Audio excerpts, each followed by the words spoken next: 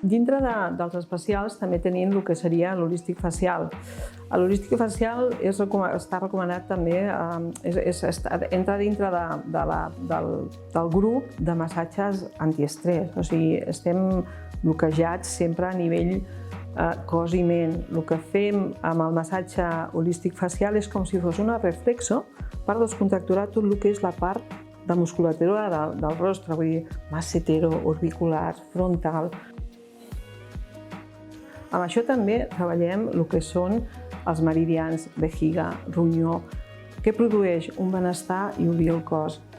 També un dels beneficis molt importants de l'holístic facial és a nivell estètic. A nivell estètic estem desbloquejant tot el que és musculatura i amb això que aconseguim pujar, o sigui, definir tot el que és la part de pòmuls, massetero, pòmuls, atenuem arrugues, vull dir, a nivell estètic és fabulós, però poder el major benefici és com te sents a nivell corporal, és com obrir el cos, treure una motxilla, o sigui, és desbloquejar tot el cos.